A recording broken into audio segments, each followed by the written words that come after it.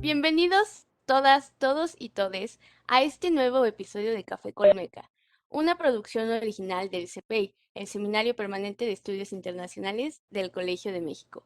Mi nombre es Isabel Guzmán y en esta ocasión tengo el honor de hablar con la doctora Silvia Giorgiuli. Doctora, sea usted muy bienvenida. ¿Cómo se encuentra? Ay, muchas gracias, Isa. Bien y muy contenta de participar en este espacio. Los felicito por abrir este espacio de diálogo con profesores y académicos. La doctora es una mujer que pues no necesita mayor presentación, realmente es una persona destacable en su área de estudios. Sin embargo, si algunas cosas cabe traer a la conversación es que estudió sociología en la UNAM y después hizo una maestría en demografía en el Colegio de México, para después hacer un doctorado en sociología en la Universidad de Brown actualmente, perdón, del Colegio de México y va a hacerlo en el 2025. Pero antes de eso fue directora del Centro de Estudios Demográficos, Urbanos y Ambientales de el propio Colegio de México, un centro muy interesante con una propuesta de investigación muy valiosa actualmente. Algunas de las líneas de investigación de la doctora tienen que ver con las dinámicas demográficas y la educación al respecto de las dinámicas demográficas, las transiciones a la adultez, que es un tema muy importante actualmente, enfocarnos en cómo se transforman las infancias migrantes, y la migración internacional, todo lo relacionado con mercados de trabajo, familias, otras instituciones educativas, las comunidades de origen de donde provienen los migrantes, etcétera. Es un placer de nuevo tenerla con nosotros y le agradezco el tiempo y la molestia de acompañarnos. Usted, me parece, estudió e hizo una tesis en sociología que versaba de las desigualdades en el acceso a la salud en el sistema de salud público mexicano, lo cual me pareció muy interesante y le quería preguntar cómo relacionó eso con la demografía y qué la motivó a estudiar eventualmente una maestría en estudios demográficos. Sí, bueno, pues es como muchas veces ocurre un poco de serendipia y de situaciones personales que se mezclan, ¿no? Efectivamente, yo estudié sociología en la UNAM. Ahí tuve como profesora, un profesor que actualmente da clases en el CEDUA, Juan Guillermo Figueroa, con quien tomé la clase de teoría general de la población. Y bueno, pues ahí fue mi primera inmersión a toda esta forma de cómo la dinámica demográfica y lo que sabemos de la dinámica demográfica por todo el análisis de estadísticas, interactúa con otros procesos sociales, económicos, políticos, etcétera. Además, bueno, cuando yo estaba estudiando la carrera, trabajé en esa época en el PRONASOL, en el Programa Nacional de Solidaridad, también con otro demógrafo egresado de la maestría en demografía del Colegio de México, Víctor Manuel Maldonado. Y bueno, pues obviamente veíamos temas de pobreza. Estaba yo en el área de cooperación internacional del PRONASOL, pero justamente pues el eje de los diagnósticos, de la decisión de qué comunidades se atendían, cómo se atendían, pues tenían que ver con diagnósticos basados en muchos casos en datos, ¿no? En cuáles eran comunidades y organizaciones más susceptibles de recibir apoyo internacional en diferentes áreas. Y la otra es que, bueno, pues yo nací en 1970, me tocó toda la crisis de los 80, la década perdida. Inicié mis estudios ya propiamente en los 90, en licenciatura. Entonces, bueno, pues estábamos todos en ese momento, los que estábamos en ciencias sociales, influenciados por entender los efectos de la década perdida y los efectos diferenciados, ¿no? La desigualdad, que es un tema que pues para bien, bueno, más bien para mal, sigue siendo una constante en quienes estudiamos ciencias sociales. Entonces, mi primera inmersión en ese momento decidí trabajar sobre temas de acceso a la salud, que es un tema que también trabajé en la maestría, en, en, bueno, que seguí desarrollando en la maestría con análisis más avanzado, pero fue como un proceso de construcción entre la tesis de licenciatura y lo que después seguiría haciendo en la maestría. Excelente. Sí, justamente conversando con otras personas, el problema de las desigualdades sigue siendo muy actual y de ahí la importancia de estudiarlo y actualmente se le dan muchos enfoques y se puede observar desde muchas perspectivas.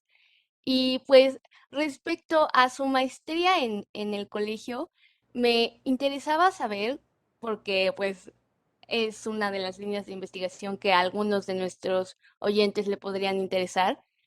¿Por qué escogió la maestría en el Colegio de México frente a otras instituciones? ¿Cuál era la oferta educativa en ese sentido de Claro. maestría en demografía?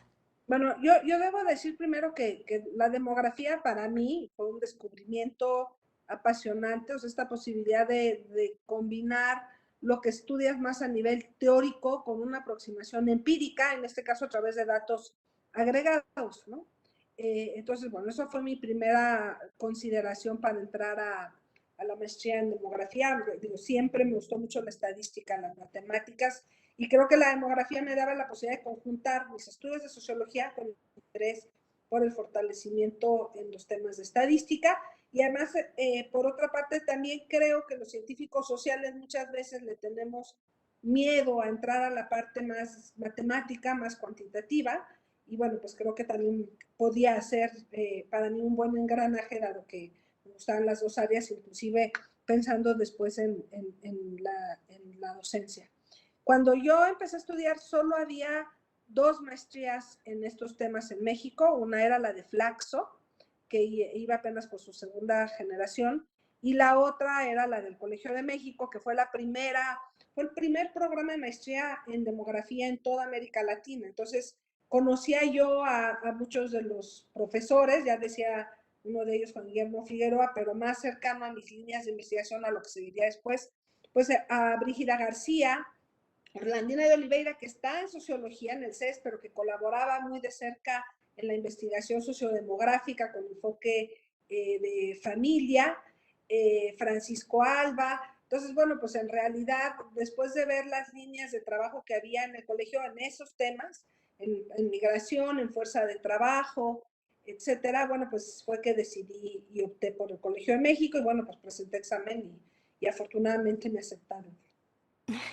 Sí, no, no hay nada como el estrés y la emoción que genera todo el proceso de selección por parte de la institución, por parte del colegio. Y pues un poco siguiendo en esta línea, creo que es interesante, no sé si a usted le parezca, ¿cuál fue su experiencia como estudiante en el colegio, por ejemplo, en términos de cuántas mujeres había en su carrera, en términos de la carga de trabajo y cómo lo balanceaba con su vida personal? Claro. Bueno, a mí me tocó una generación muy sui generis, fuimos 9 mujeres solamente, no había ningún hombre en la generación, aunque tomamos clase también con los estudiantes de desarrollo urbano. Entonces ahí ya se juntaban, éramos un grupo de 20 y tantos, ya más variado en términos de la composición por sexo, ¿no? Pero éramos solamente mujeres, 9 mujeres. Y creo que hay cosas, bueno, que son muy similares a lo que está ahora. Yo decía que en esa época en el colegio aprendes a leer, así decía yo, por kilo, ¿no? A ustedes ya no, porque ustedes todo lo leen en línea, pero bueno, pues teníamos una cantidad de lecturas. Creo que el colegio me dio la habilidad pues de poder leer y procesar los textos de diferentes materias pues muy rápidamente. Las clases en términos de la discusión con los profesores, pues yo venía de la UNAM, que éramos grupos mucho más grandes, entonces de repente estar en un grupo 9 o inclusive en algunas materias que tomé ya de la especialización optativas, grupos más pequeños, tener esta comunicación directa con los profesores, etcétera, pues para mí era parte del currículum del colegio, ¿no? De parte de lo que aprendes. Efectivamente, sí hay una complicación en términos del balance del tiempo de familia, del tiempo para uno mismo y del tiempo que te exige el colegio. En esa época yo ya estaba casada, pero los dos estábamos estudiando, entonces creo que eso permitía que entendiéramos el contexto de cada uno, ¿no? Más adelante en el doctorado, pero ya no es pregunta del colegio, pero en el doctorado, tuve mis 2 hijos durante los estudios de doctorado, entonces ahí toma otra dimensión la forma en la que uno entiende esta combinación entre familia y trabajo. Y bueno, por lo que te puedo decir es que es un balance que me ha llevado toda la vida, y además se mueven los puntos de equilibrio, ¿no? Cuando llegan los hijos, cuando los hijos son más pequeños, cuando son más grandes, cuando los padres también necesitan algún tipo de cuidados. Entonces, pues creo que es un tema que no se resuelve, sino que todo el tiempo lo tienes que estar trabajando. Claro, claro, sí. Definitivamente uno que es muy joven todavía, a veces se encuentra abrumador mantener este balance, pero creo que usted lo menciona muy claramente, va a transformarse y los puntos de equilibrio nunca son el mismo para cada persona, claro. Eh, y bueno, me parece muy relevante acerca de su carrera profesional, pasar de la sociología a los estudios demográficos y de regreso a la sociología y esta relación muy íntima que existe entre pues, las distintas ramas de las ciencias sociales. ¿Cómo específicamente puede ver usted desde su perspectiva y desde su formación la relación entre la sociología y los estudios demográficos? Mm. Bueno, la demografía, dice otro sociólogo y demógrafo chileno muy conocido, Alberto Paloni, decía, bueno, la demografía es una caja de herramientas, es una caja de herramientas para ver la sociedad y para entender, para intentar estructurar y entender lo que estás viendo, ¿no? Es una disciplina que siempre funciona acompañada de otra, ¿no? O sea, hay en el colegio, pero sobre todo cuando hice mis estudios de doctorado, por ejemplo, todos los estudiantes que estábamos interesados en demografía, veníamos de economía, de estudios ambientales, de sociología, de psicología, de historia, y confluíamos en un espacio de un centro de estudios de población, ¿no? Entonces, de repente para mí era apasionante y muy interesante oír, por ejemplo, cómo ven los fenómenos migratorios desde la perspectiva económica, de mercados de trabajo, de los rendimientos a la educación y cómo se influye en la decisión de si migrar o no migrar, y de repente oír al antropólogo hablando de las decisiones más en términos de la comunidad o con una perspectiva más micro del individuo frente al resto de los miembros del hogar. Y creo que la sociología ahí entra un poco como un puente entre los enfoques más cuantitativos y más cualitativos, te da estas herramientas de entendimiento a partir de la teoría sociológica para ordenar los datos, o sea que si de repente te encuentras este dato, por ejemplo, de una mayor probabilidad de migrar de los varones adolescentes más que de las mujeres, ¿por qué? Entonces intentar ubicarlo en una discusión, por ejemplo, de género, ¿no? Entonces, hay dos cosas que me apasionan de mi campo de estudio. Uno es justamente que no es una sola disciplina, sino que estás en constante diálogo con las visiones desde otras disciplinas. Y la otra, bueno, pues sí, la particularidad de que desde la sociología, pues ofreces una mirada o un marco analítico y de explicaciones diferente a las otras, ¿no? Entonces, pues aporta uno desde el anclaje que tiene. Claro, va a encontrarle su ventaja a su formación como un antropólogo encuentra la suya y es muy interesante este punto de hasta qué punto dialogan en ese sentido las distintas ramas de las ciencias sociales. Y usted mencionó algo muy interesante, la demografía como caja de herramientas. Entonces quería preguntarle en ese sentido, ¿cómo esta caja de herramientas sumamente particular y especializada se puede integrar o relacionar en el estudio particular de las relaciones internacionales? Sí, bueno, qué bueno que me haces esa pregunta. De hecho, cuando yo empecé en las ciencias sociales, mi idea era entrar en relaciones internacionales. De hecho, así ingresé a la UNAM en relaciones internacionales y después hice el cambio a sociología. Y para mí una sorpresa a lo largo de mi carrera, porque no me lo esperaba cuando ya opté por sociología y demografía, es, por ejemplo, una conexión muy amplia con organismos internacionales, con tomadores de decisiones, con temas de política en las que está vinculado a la política internacional. Y te voy a dar dos ejemplos. La comunidad de demógrafos en México estamos muy vinculados con CEPAL, con la Comisión Económica para América Latina, que es una de las ramas es la rama de Naciones Unidas en América Latina, ¿Y por qué estamos vinculados? Porque participamos mucho en diagnósticos en discusión de decisiones del impacto que tienen ciertas políticas en las poblaciones, ¿no? Te voy a dar un ejemplo, no solo América Latina, sino a nivel general. Por ejemplo, cuando se definieron los objetivos del desarrollo del milenio, a mí me tocó participar en algunas discusiones de evaluación de avances. Entonces era muy interesante porque, bueno, estaba definido como parte de la agenda internacional una serie de objetivos, entre ellos, uno de ellos, el de mortalidad materna, que fue en el que México quedó también más rezagado. Y de repente, pues los demógrafos decíamos, bueno, sí, pero es que hay que entender que el contexto, o sea, que genera esa alta mortalidad materna en países como México, tiene que ver con la atención a salud sexual y reproductiva, tiene que ver con el acceso a atención durante el embarazo, las diferencias entre zonas rurales y urbanas, la lógica de prevención en salud. Entonces, ese es un engarce de cómo la mirada del demógrafo puede aportar para discusiones internacionales. Y lo mismo pasa ahora con los ODS. Tuve la fortuna de participar en algunos de los grupos de discusión de los ODS y de la Agenda 2030, muy enfocados, por ejemplo, a la integración de jóvenes y adolescentes, ¿no? El tema de embarazo adolescente, que es un tema de toda América Latina, de África y de algunos países de Asia que tienen todavía tasas altas, en México alta para su nivel de desarrollo, pues otra vez te lleva a, cuando se estaban definiendo los ODS, cómo entraba, si no entraba, las presiones de algunos países como los árabes o el Vaticano, que formaban grupo y decían, no, salud sexual no puede estar en salud reproductiva, porque ya si metes sexual es otro tema. Salud reproductiva no puede estar en los ODS porque tienen otra visión en los temas de género, y pues nosotros sustentándolo con datos, ¿no? O sea, sustentándolo con datos y diciendo por qué era un problema que requería o que requiere todavía un punto de atención específico y que acabó plasmado ya dentro de los ODS en algunos de los objetivos particulares, ¿no?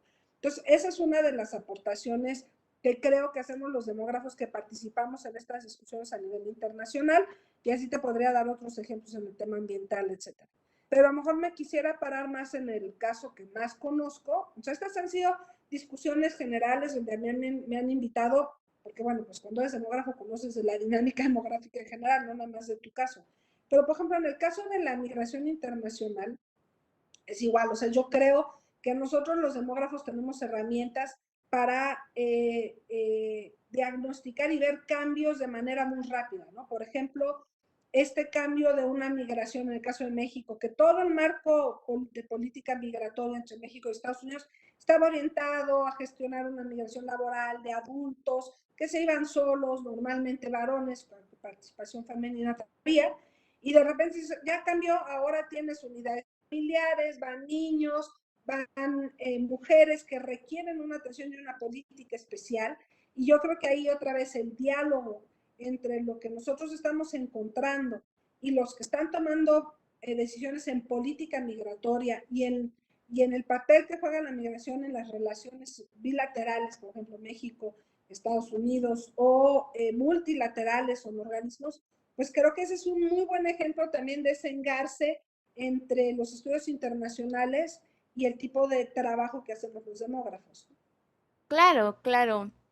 Es muy interesante y creo que no lo había visto desde esa perspectiva, pero recientemente estuve leyendo su libro de Niñas y Niños en la migración de Estados Unidos a México, eh, donde usted define una, bueno, en coautoría con Víctor Zúñiga, claramente, y definen una categoría de generación punto 5 de los jóvenes y los niños y niñas migrantes internacionales. Y justamente quería preguntarle en relación a pues su investigación y para los oyentes que estemos o estén interesados en los patrones de migración, esta nueva categoría, ¿cómo ha implicado un cambio en el estudio de los patrones de migración y eso cómo lo puede relacionar a políticas de migración ya de relaciones bilaterales? Bueno, mira, yo creo que parte de lo que hacemos quienes estamos en la academia, además de la docencia que es importantísima y la formación de recursos humanos, es de alguna manera coadyuvar a incluir temas en la agenda pública que de otra forma no están.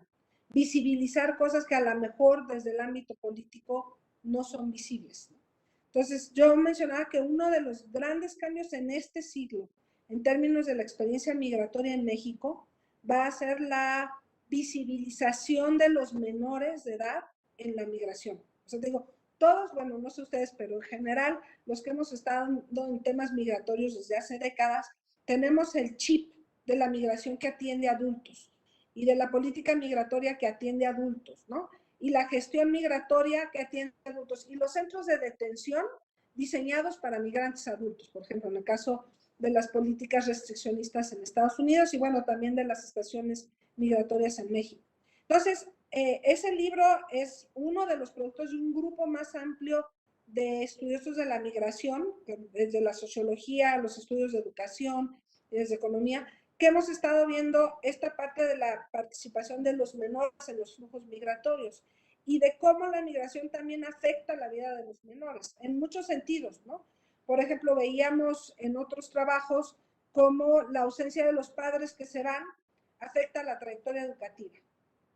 En este libro que tú comentas en particular, nos interesa visibilizar la situación de la migración de menores que vienen de Estados Unidos a México en la década reciente. Es algo que de repente apareció en el censo de 2010 así, y que se vio el tamaño y el volumen del problema. Y una de las preocupaciones, ahí son muchos de los diálogos con Víctor Zúñiga, decíamos, bueno, tenemos este grupo de una migración extraordinaria, porque también toda la migración se piensa de sur a norte. Y tenemos este grupo, que es un grupo muy amplio de menores de edad, que vienen del norte al sur, que vienen normalmente acompañando a la migración de alguno de sus padres, en muchos casos padres deportados o padres que se regresan por alguna razón familiar. Y entonces decíamos, bueno, lo primero era visibilizar, cómo los visibilizábamos y en las categorías de migración no caben. O sea, no son exactamente inmigrantes porque son la mayoría de ellos ciudadanos porque tienen, por nacimiento, porque tienen la ciudadanía mexicana por sus padres, ¿no? Entonces no es igual, por ejemplo, que los niños migrantes centroamericanos que están llegando ahora a México, que es otro grupo al que hay que poner atención y visibilizar. Tampoco son como los menores de retorno que nacieron aquí, se van para allá y regresan, porque para ellos, muchos de ellos, esta es la primera vez que venían a México. Y además, y este es otro concepto que a mí me gusta mucho, es una población estudiantil que compartimos, porque cuando ellos quieran pueden activar su nacionalidad estadounidense e irse para allá y regresar para acá y estar yendo y viniendo. Entonces, yo creo que esta definición de generación 0.5 define a este grupo muy particular y que tiene un contexto muy particular. Por ejemplo, a partir de que se detectó este aumento de esta población en el censo del 2010, empezaron también acciones para ver que tenían trabas para entrar a la escuela. La principal traba, curiosamente, era que no tenían el acta de nacimiento y no los dejaban entrar a las escuelas. Y los papás no podían ir a gestionar el acta certificada porque no tenían papeles para ir a Estados Unidos o no tenían recursos para viajar a Estados Unidos y gestionarla, ¿no? Entonces, nosotros ya no hablo solo de los demógrafos, creo que los expertos en migración, las organizaciones de la sociedad civil estuvimos pues posicionando mucho el tema, diciendo, bueno, es importante que se flexibilice el acceso a la escuela, que no haya estos trámites burocráticos. Y claro, de ahí vas viendo otros problemas que se reflejan en el libro, como esto de que, bueno, ya lo está bien, los directores de las escuelas los aceptan, pero ¿cómo estos niños van a venir a enseñarnos inglés, por ejemplo, en las clases de inglés? O cómo no saben nada de historia. Pues, no, porque han vivido toda su vida en Estados Unidos. Entonces, toda esta parte también de sensibilizar al sector educativo, de hablar con los maestros, de hablar con la CEPA a nivel federal, pero también con los maestros a nivel estatal. Y ese es un trabajo que Víctor ha hecho, Víctor Zúñiga, mi coautor, ha hecho mucho, y otros académicos en diferentes partes, ¿no? Por ejemplo, en el Colegio de la Frontera Norte con la Secretaría de Educación de Baja California, etcétera. Entonces, en ese sentido, yo sí estoy convencida que investigaciones de este tipo y intentar darle un nombre a lo que no tiene nombre, te permite visibilizarlo y diseñar acciones específicas. Y yo espero, por ejemplo, que este trabajo también nos lleve a empezar a discutir toda la situación de los menores migrantes en tránsito, pero que al final de cuentas se quedan en México. Aún yo no me voy a meter a discutir el programa de Quédate en México, que ese es un tema también de política migratoria, pero si sabes que están aquí, que tienes unidades familiares aquí, que van a estar aquí un tiempo y que muchos se quedan aquí de manera permanente, pues también hay que empezar a pensar cómo el sistema educativo permite o atiende a estas poblaciones en particular. Claro, sí, una de las cosas que más notaba de este libro era específicamente ese papel de las escuelas como instituciones que tienen función integradora de estos niños y de estas niñas y de estos jóvenes. Y justamente me surgía una duda, si existen o cuáles serían estas otras instituciones desde otros aspectos que no son necesariamente la educación, pero que atienden a las unidades familiares. eh, por ejemplo, el sistema de salud pública. Yo me preguntaba cómo podríamos relacionar a esta institución y a este sistema como y cuál es su función integradora de estos grupos que usted imita.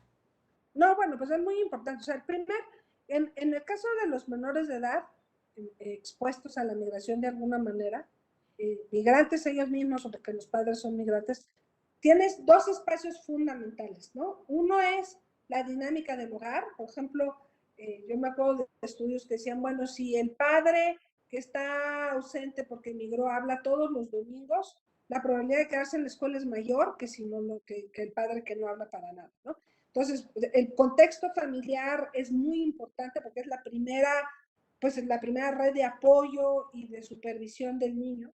Y el otro, pues la escuela, porque la escuela, sobre todo para los que llegan a México sin haber estado antes, como los estadounidenses que llegan o como lo están llegando los centroamericanos, la escuela es el espacio de socialización de valores compartidos, de historias, de homologarlos, de darles oportunidades, porque lo que pasa en la escuela va a tener un impacto en su vida al futuro, e inclusive de compensar de alguna manera las desventajas que hay en términos de las familias, ¿no? O, por ejemplo, en el caso de los migrantes, efectos que pudiera haber de salud mental asociada a la migración. Pues en la escuela es el espacio donde puedes detectar y generar acciones. De todas formas, como tú bien dices, la escuela no es el único, ni la familia ni la escuela son los únicos espacios de integración. Lo que pasa a nivel de la comunidad, si hay centros comunitarios, si hay espacios para deportes o algunos otros espacios donde puedan confluir los jóvenes y tener convivencia, pues eso es central. Y tú tocaste uno de los puntos modales, que si antes sabíamos su importancia, ahora con la pandemia nos queda mucho más claro, que es qué pasa en el acceso al sistema de salud. De hecho, ahora una de las cosas que pasó con COVID, como en el caso de los migrantes como en otras, es que llegó en un momento de cambio entre Seguro Popular e INSABI, que dejó un poco en el aire el acceso de los migrantes al sistema de salud, ¿no? Porque en el Seguro Popular había estas reglas de, bueno, llegas por 90 días, etcétera, pero con el INSABI como que se perdió en la reorganización que pasaba con esta población de migrantes. Y yo no, en el caso de la población de menores, no solamente es el tema de atención a la salud para ellos y sus padres, por ejemplo, en el caso de lo que hemos vivido por COVID, sino también, y muy preocupante, es qué pasa en el esquema de vacunación, qué pasa en el seguimiento nutricional, qué pasa en la detección temprana de algunos problemas de salud, como desnutrición, como obesidad, pero como algunos otros, ¿no? Entonces yo creo que sí, que efectivamente también la política de salud y la capacidad que tenga el sistema de salud para integrar a estas poblaciones de menores migrantes, pues también va a definir lo que pase en sus trayectorias de vida hacia adelante. Sí, y es que ahora que me he quedado con esta idea de la caja de herramientas, creo que la demografía tiene tantas posibles opciones para estudiar un mismo fenómeno. Realmente ni siquiera se trata solamente de instituciones integradoras, en este caso, o de patrones de migración. Realmente puedes dar perspectivas desde edades, desde género, y pues creo que actualmente hay una ola de investigaciones en perspectiva de género muy preponderante en todos los ámbitos de las ciencias sociales. Y pues en esta línea me preguntaba, ¿cómo considera usted que esta perspectiva de género ha Sí. transformado a los estudios demográficos? Bueno, creo o sea, Bueno, voy a contestarte en dos pedazos, ¿no? Uno que tiene que ver con tu mención que haces, cómo la demografía se por edades. Creo que una de las lentes que te da la demografía es que, digo, estudiamos a las personas desde que nacen hasta que se mueren, ¿no? Y todo lo que pasa en medio, uniones, desuniones, trabajo, eh, eh, la llegada, por supuesto, la llegada de los hijos, etcétera, ¿no? Entonces te da esta mirada desde que nace hasta que muere. Y yo creo que en el caso, bueno, yo estudié demografía en los noventas y en ese momento estaba a discusión esta diferencia en la política de población, que decían, bueno, empezaron, no, si hay que reducir la fecundidad, etcétera, a este movimiento internacional, decir, no, a ver, el tema es derechos reproductivos y el tema es que las mujeres tengan acceso a la información y a todos los mecanismos posibles para que tomen las decisiones sobre su cuerpo y sobre sus hijos cuando llegan y cuando los quieren tener y cuántos quieren. Entonces, si tú piensas, en los noventas, esto que te estoy diciendo fue un cambio de paradigma que se dio en 94, justo un año antes de la gran conferencia de la mujer en Beijing. Fue primero la conferencia de población y desarrollo y luego la conferencia de Beijing. Yo creo que en el área de los estudios de población y de las políticas de población, el tema de género se da de manera natural. Y de hecho, antes de que hubiera Instituto Nacional de las Mujeres y una política de igualdad, esos temas estaban concentrados en el caso de México en el Consejo Nacional de Población. Entonces, si tú piensas esta idea del empoderamiento femenino, en este caso a través de las decisiones sobre la reproducción, pues es un tema fundamental cuando hablas de género, de desigualdades de género y de la posibilidad de disminuirlas, ¿no? De erradicarlas y de generar un espacio de mayor igualdad de oportunidades para hombres y mujeres, ¿no? En ese sentido. Pero también era un tema revolucionario, o sea, si tú piensas en este esquema de la familia emplear con el padre proveedor y la mujer que se queda en casa y que pide permiso para ver cómo usa el dinero que le da el marido y que pide permiso para salir y que para trabajar, por ejemplo, en los ochentas, empieza este proceso de entrada de la mujer al mercado de trabajo, que pide permiso para entrar, para ir a trabajar, pues es así como decir, no, bueno, yo decido cuándo y si quiero hijos y cuándo los quiero, ¿no? Era como un cambio muy fuerte y que creo que todo eso también derivó en toda una discusión de las relaciones entre hombres y mujeres, del sistema de familia patriarcal que reproduce esas desigualdades, ¿no? Y de la importancia también, en el caso de la demografía, de la educación sexual desde la adolescencia, pero que también en los noventas y todavía a la fecha encuentra mucha resistencia, ¿no?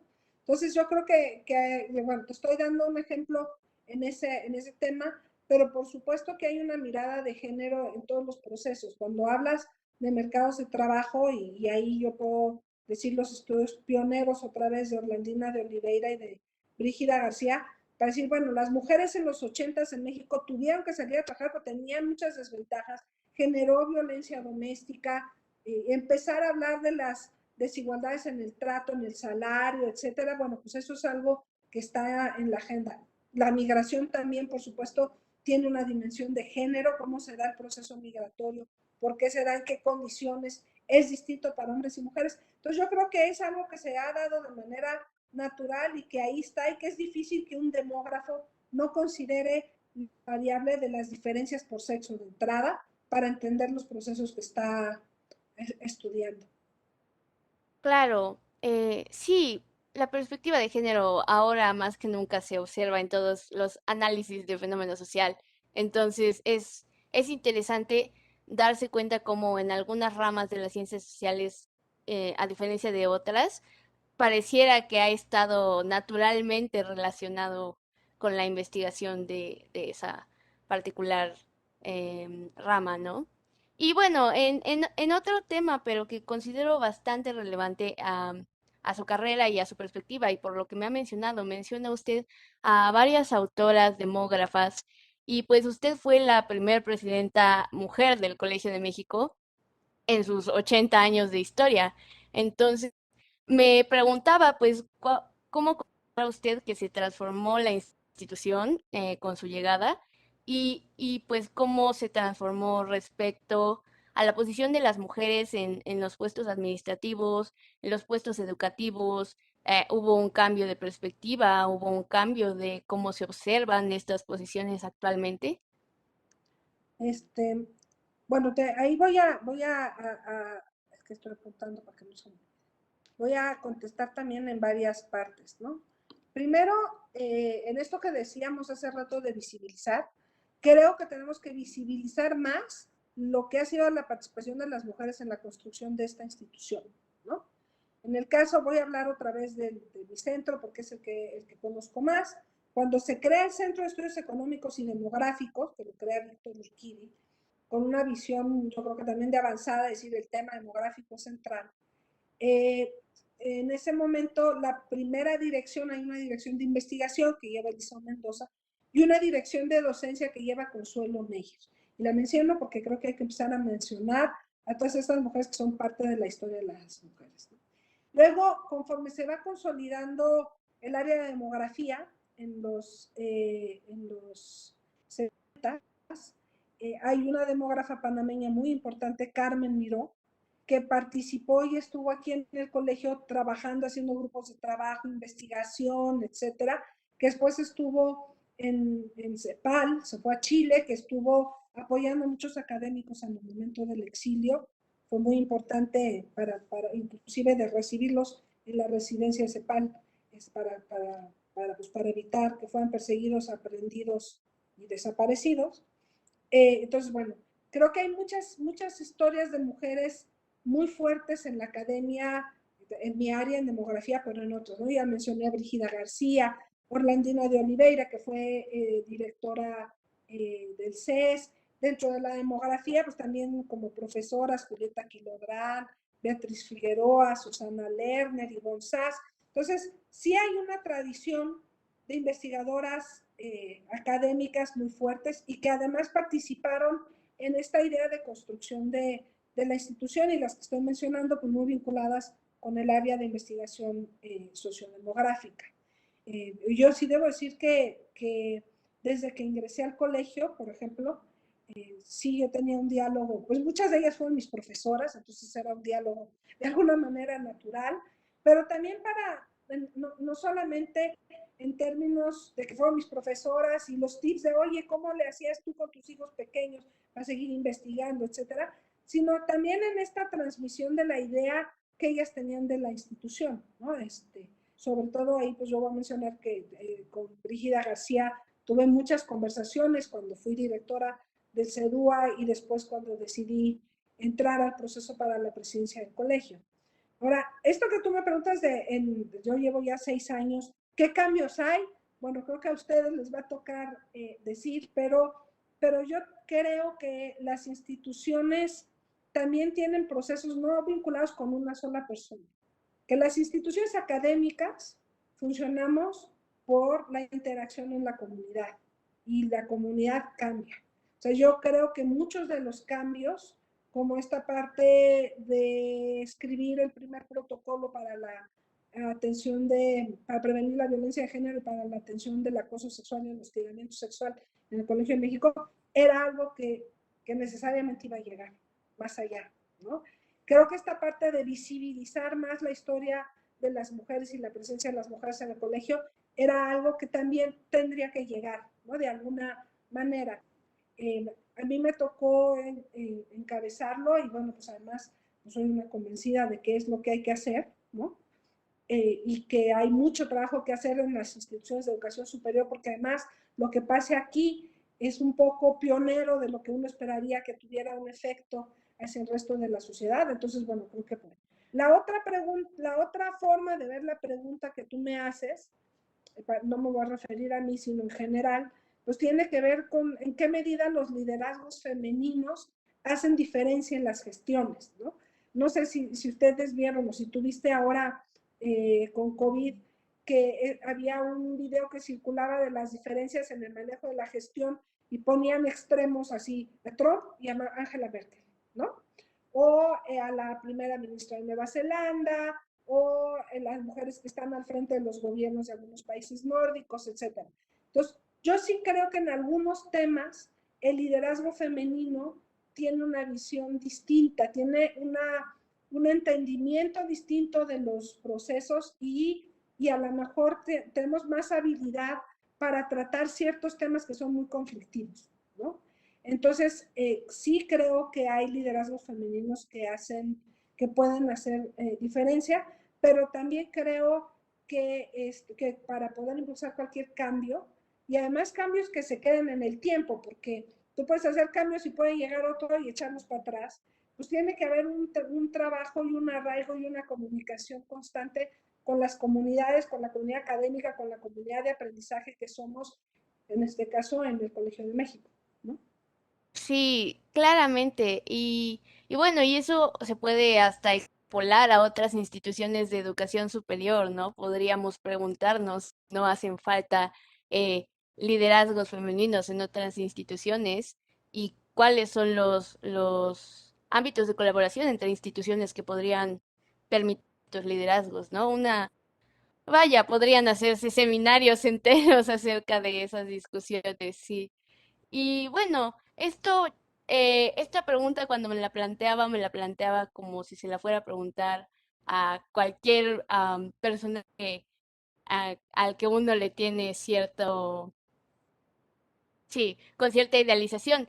Y entonces para los oyentes de este podcast me pareció que podría ser valioso preguntarle a usted desde su perspectiva de demógrafa, ¿cuáles son mujeres preponderantes? Si usted ya ha mencionado algunas, pero vale la pena recalcarlas, de los estudios demográficos. ¿A quién tenemos que estar escuchando, leyendo, siguiendo? Sí, bueno, en los estudios demográficos, como yo te decía, sí, sí es cierto que cuando uno lo ve, eh, eran más visibles en los 70s y 80s los liderazgos masculinos, ¿no? Un buen ejemplo es que a pesar de que hay excelentes demógrafas, todos los primeros premios nacionales de demografías fueron hombres, ¿no?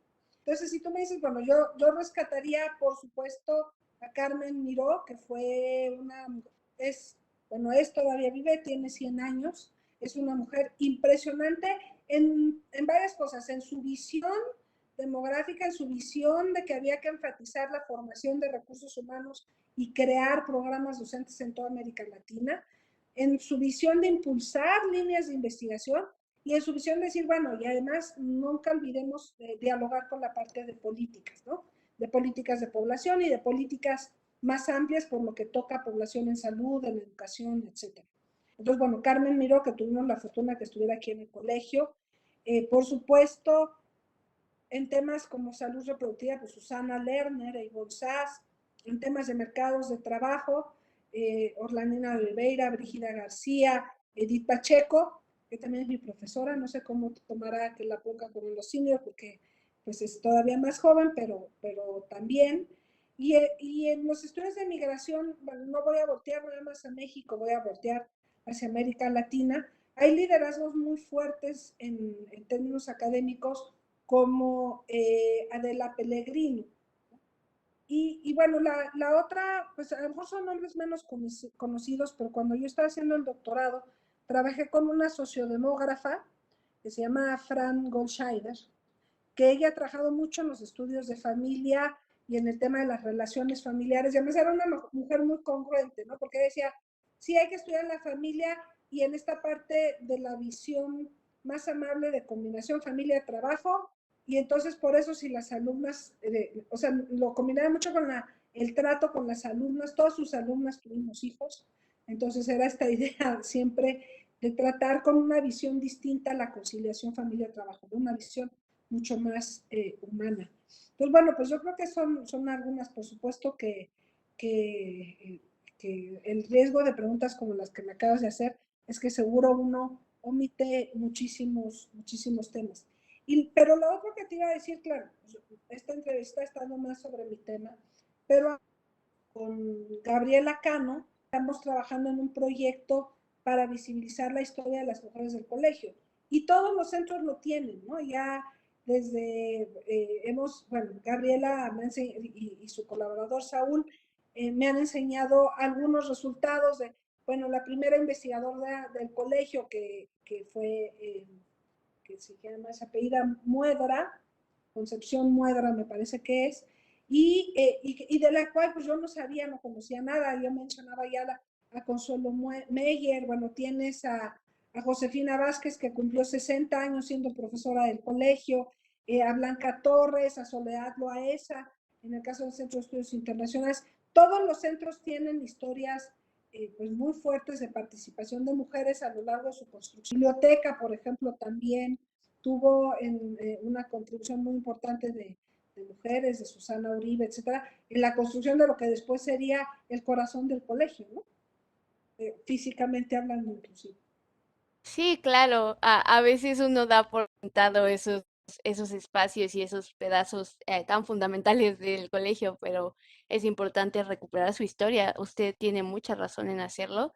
Y pues ya a modo de conclusión, de irle dando cierre a esta conversación que por demás ha sido sumamente interesante e informativa, pues para los que nos están escuchando y suponiendo que haya alguien interesado tal vez en alcanzar alguna trayectoria similar a la de usted, pues no sé qué recomendaciones daría para alguien que se interese en estudiar en la academia o en la docencia ya en educación superior, no sé.